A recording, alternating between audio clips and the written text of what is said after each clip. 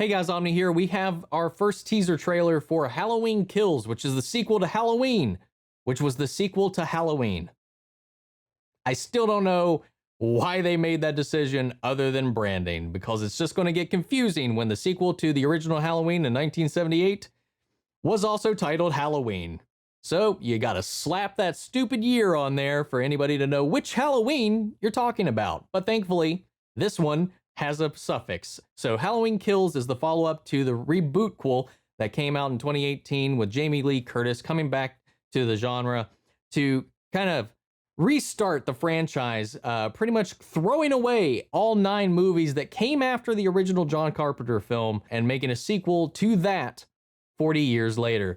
And I gotta say, I had a blast watching that movie. I thought it was fun, well shot, and it kept the tension alive.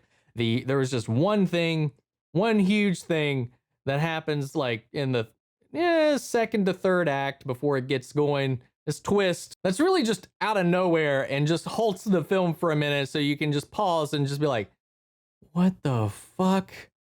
And then it picks back up, and the rest of the movie is pretty decent, pretty fun, pretty awesome. So I gotta say, it was a fun little reinvention of the franchise, tying it back in. I think I'm still a little iffy on them like undoing the whole relationship connection between Laurie and Michael, but whatever. Let's see where they go with it. They've got another one planned after this. They wanted to go straight into a trilogy for this, following up the original movie, so I'm curious to see where it goes from there. They're really trying to push Halloween Kills as this like epic follow-up to the last one, with them like toting how much more intense it's going to be and how it's got this insane body count and all that, and that's going to be much more violent than the original one. That doesn't necessarily mean it's going to be good. I mean, the last one kind of a little bit of a mixed reception, but I think generally it was an okay movie, an okay follow-up. It's definitely better than some of the sequels that actually came out before that, but I'm excited to see where they go from this. It's a short clip, so we're not going to have a whole lot to react to, so let's see what they got for us for Halloween Kills. Here we go.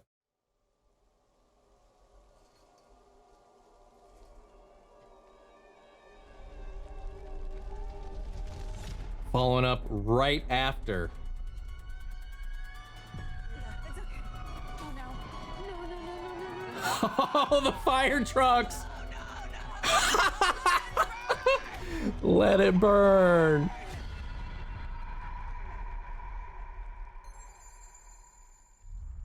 Oh, you can see a little bit of charring on his mask there. Dude, what happened? What happens? Do they do they show up?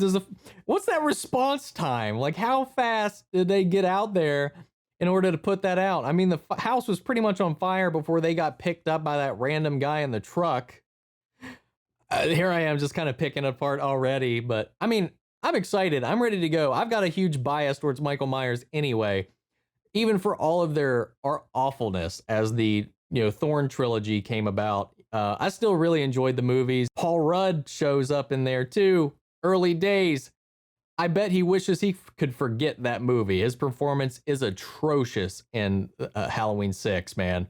But I don't know, man. I don't think, like, you can still, whatever they do with this, it's still going to be better than some of those films. So I'm really excited to see what they do regardless. It is like a little nitpick that, like, how the hell is he still alive with that house burning down? Because in this one, they really downplayed any of the supernatural elements that kind of came into the kind of forefront after the 4, 5, and 6 came about, with the whole curse of the thorn and the cult of the thorn and all that junk coming into play and making Michael Myers more supernatural. They've seemed to be just kind of pushing that all out. With a little hints of it in there, but just kind of tying into the evil that is in his soul kind of thing, more so than him actually being this like envoy of some demonic spirit or whatever they went with later into the series. So I'm curious to see what they do with it. What happens? Does the firefighter show up, put out the fire to the house, and he's just barely hanging on and just murders all the firefighters and just like, all right, we're off. Killing spree is back on charge. And just like going away. I mean, we saw some scorching on the mask or whatnot. That was a pretty intense fire. So he was locked up in the bottom, no way out. We'll see.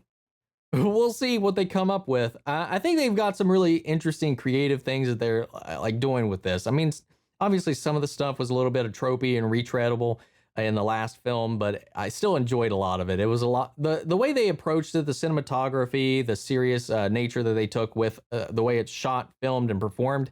I really liked it. I really liked a lot of the things they did with it. The way they kind of shifted around Laurie's character.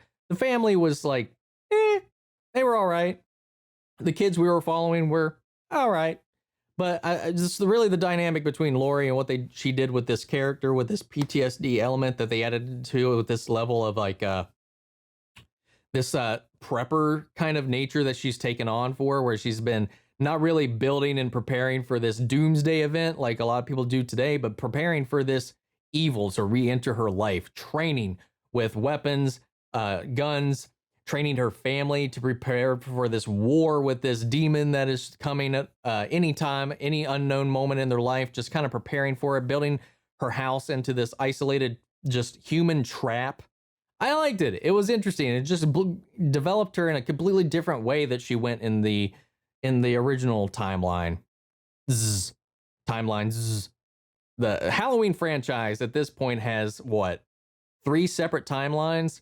You have the Thorn timeline, you have the H2O timeline, and then you have the Rob Zombie timeline, and now you have this timeline, the 2018 Halloween Kills timeline, where they all just kind of diverge. The Michael Myers multiverse, if you will.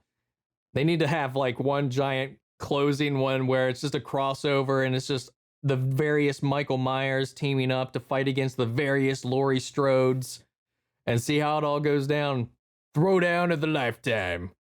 Anyway, I don't care. I'm excited for it. Michael Myers is just iconic to me. Out of Freddy, Jason, and Michael, and Chucky, if you want to even go that route, and Pinhead, all of them, Michael was always my favorite. And it was probably a little bit of bias and a little bit of narcissism because my name is also Michael. So I could just kind of lean that way. I'm sorry.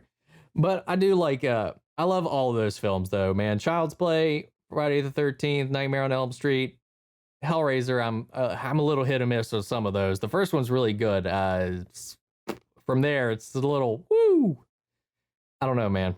So what are your guys' thoughts on this? What are your theories on what's going to happen with this? Are you excited? What were your thoughts on the first one? What's your thoughts on the first one? Jesus, this is where the naming convention confuses everybody, at least me right now. What do you think of the one that came before this, which was the sequel to the original one, which has the same name as the original one, but is actually a different one? It was a second one and not the first one, even though they have the same title. What were your thoughts on all of this mess that is the Halloween franchise? Sound off in the comments. Let me know your thoughts, and we'll carry on the conversation after the video. Thank you guys for tuning in. I'll catch you guys next time. Take care, everybody.